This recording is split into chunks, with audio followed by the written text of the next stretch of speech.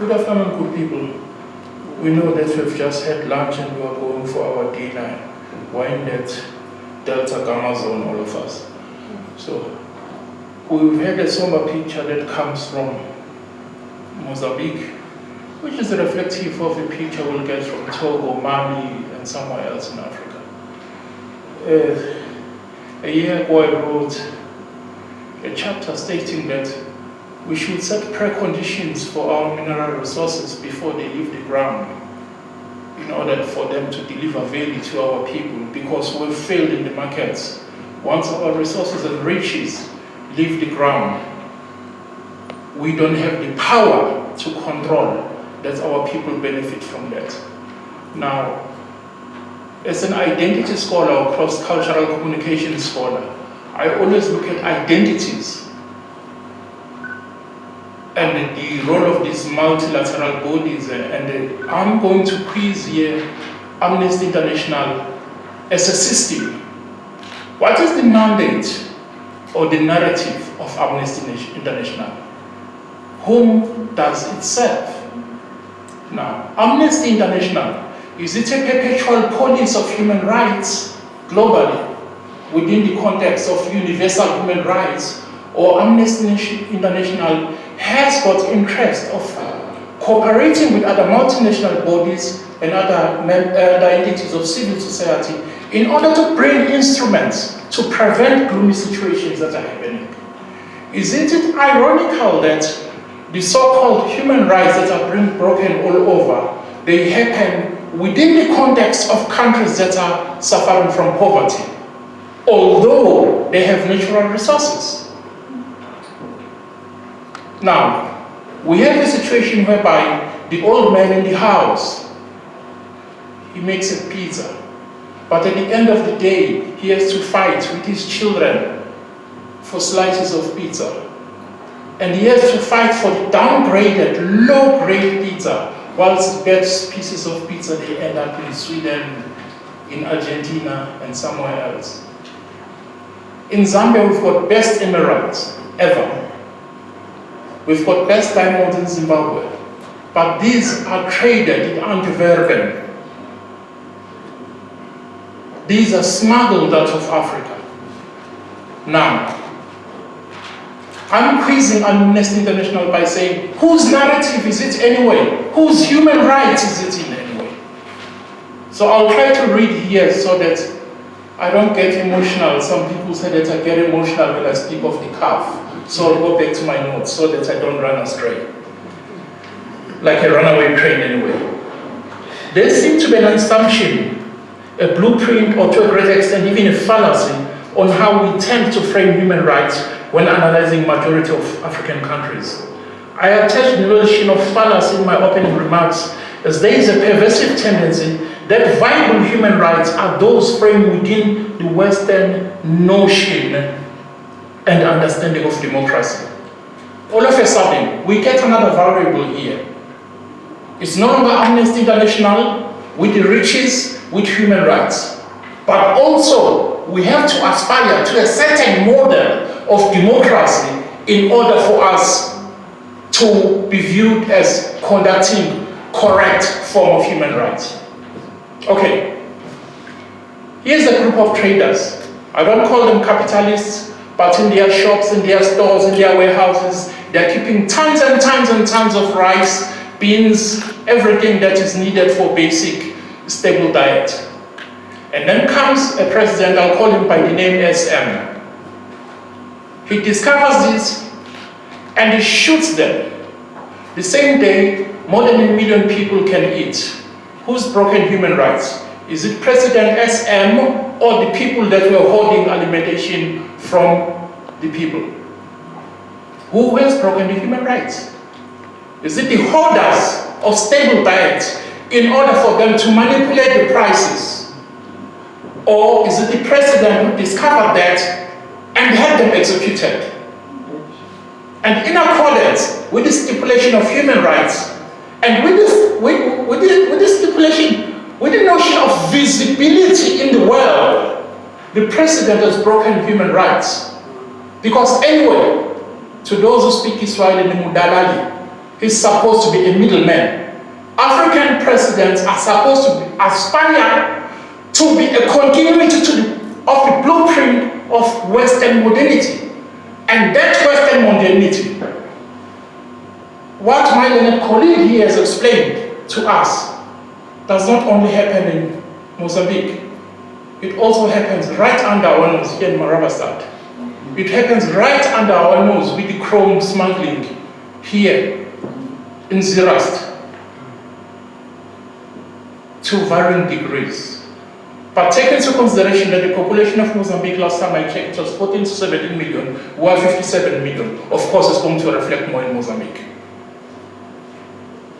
And with the notion of the GDP, South African GDP is more attractive, and the semi-standard infrastructure of South Africa is also more attractive to the Western world. Then it serves as an entry point. So there's a limitation of breaking of those so-called human rights, because the blueprint of Western modernity and colonial state is still in place in South Africa.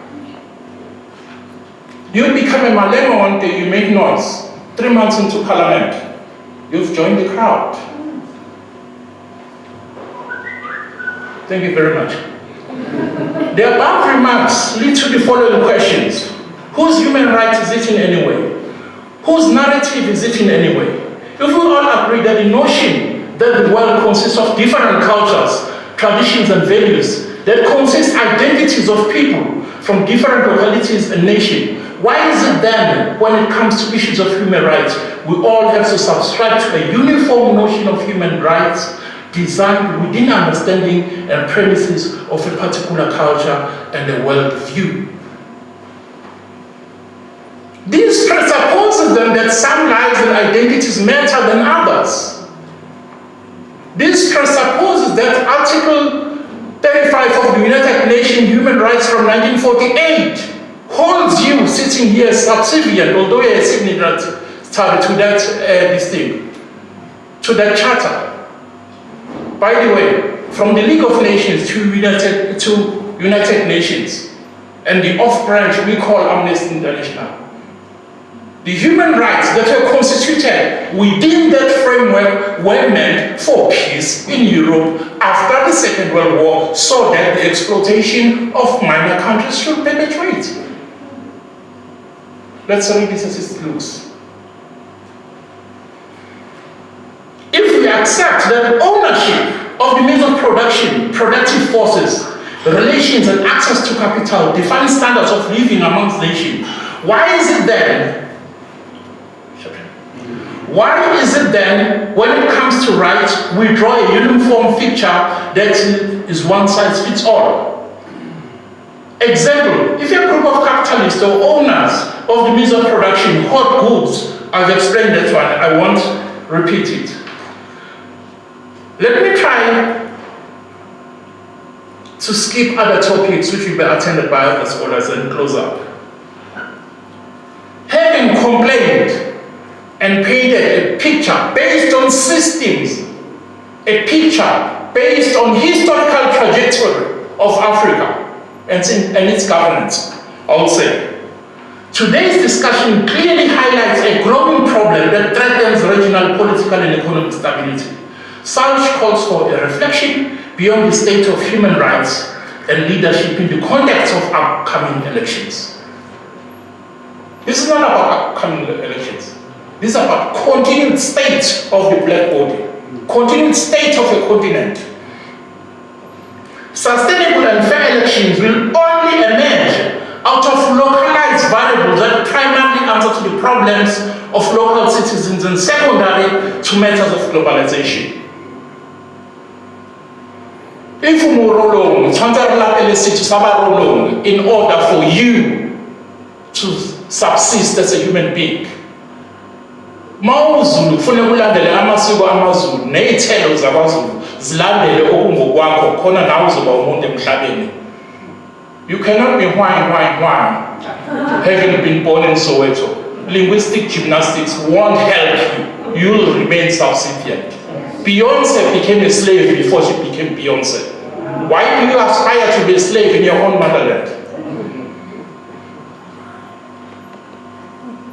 Even foreign shores, discussions pertaining to Africa ought to be put the interests of the continent and its citizens first before accommodating those of host countries and multilateral entities. Lastly, for this reason, in the face of glaring red flags ahead of Mozambique and Botswana elections, recalling unfortunate aftermath of Zimbabwe election, Amnesty International and Thabo Mbeki African Leadership Institute ought to dig deeper than the surface designed and established by nations of former colonial masters who lead majority of multilateral bodies and consist the so-called developed or first world nations.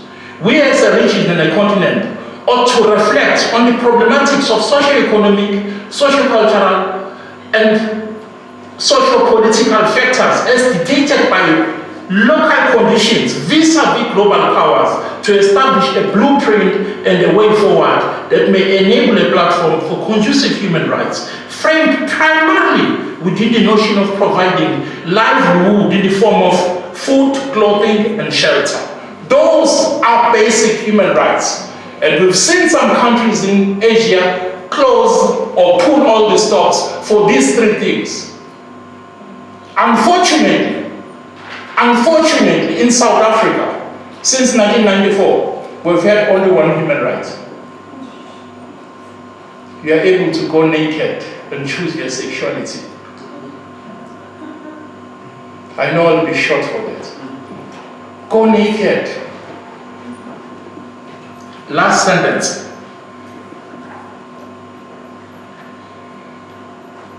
We should worry ourselves with enabling a platform for constitutional human rights framed primarily within the notion of providing livelihood in the form of food, clothing, and shelter for the peoples of the region and the continent. Without such a blueprint or roadmap, leadership or sustainable elections in Southern Africa will remain a pipe dream. Thank you very much.